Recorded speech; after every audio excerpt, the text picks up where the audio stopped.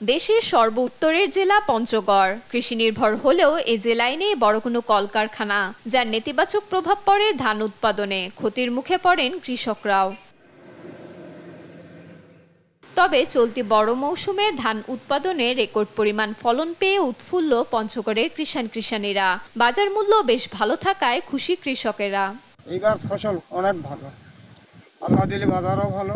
850-900 টাকা পর্যন্ত, 800-900 টাকা পর্যন্ত বাজার হচ্ছে, মানে ফসল ভালো।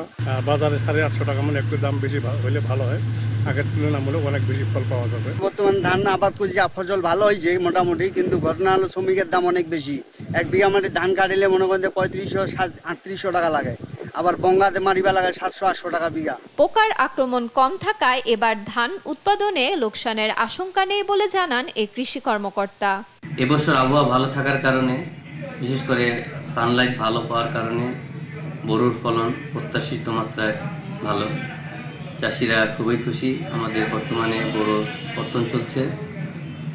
1 বিঘা জমিতে তারা 30 থেকে 40 মণ ধান পাচ্ছেন।